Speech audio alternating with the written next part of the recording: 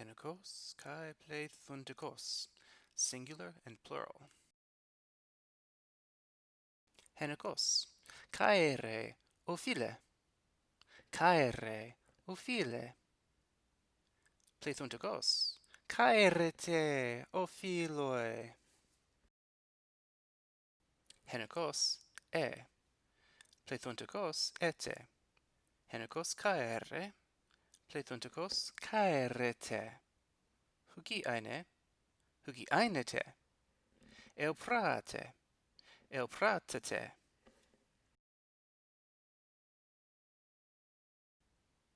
헨ικῶς os,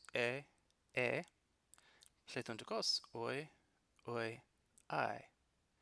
Philos 헨ικῶς, philoi πληθυντικῶς.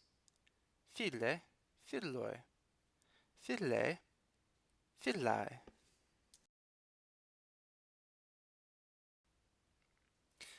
Philos 헨ικῶς, philoi πληθυντικῶς. Phile 헨ικῶς, philoi πληθυντικῶς. Phile 헨ικῶς, philai πληθυντικῶς. Ophile, ἑνικῶς ptosis, the vocative case. Let's review some basic syntax.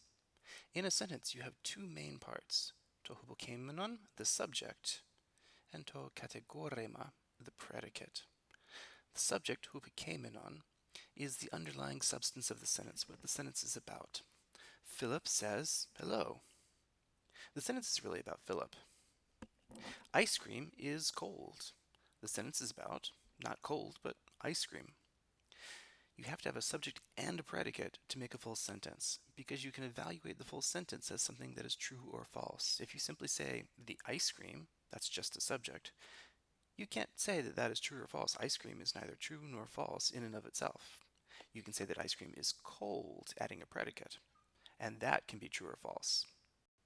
So the subject in Greek belongs in the onomastike, or nominative case. And that marks the subject as the most important part of the sentence, the underlying element about which the sentence makes some comment. Only the subject belongs in the onomastike ptosis. The subject in anything that renames or talks about the subject will be in the nominative case. Nothing else will. So what about the petre in kaere petre, or phile in kaere phile? That is the kleitike ptosis, or vocative case, used for direct address. For example, in the sentence on the slide, you little brat, I'm going to knock your head clean through the wall if you don't behave. The subject there is not you little brat. The subject is I'm going to knock your head through the wall. You little brat is an interjection. It is a direct address to somebody to get somebody's attention. It doesn't participate in the syntax of the rest of the sentence. You don't have to mention you in the rest of the sentence. And so that goes in its own case, the kleitike ptosis. Now the onomastike and the kleitike ptosis are only different in the singular ever. And for many words, they're just identical. For aner and aner, the difference is both the accent and the length of the final vowel. The same thing applies to gunai and gunei.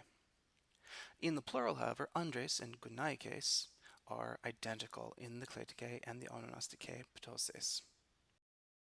Here we have philos and phile. Philos has a vocative or kleitike ptosis, phile, with a short e, instead of the os of the onomastike, in the masculine only. In the feminine, you have phile for both the kleitike and the onomastike ptosis. This is a really common pattern. Very often, a female name ending in eta or alpha will not change form between the vocative and the nominative. Masculine names, however, do shorten. To return to the singular and plural distinction, su you saw earlier in kaisu, kaere, kaisu kaere. The plural of su is humes. So su is you, one person, humes, you, several people.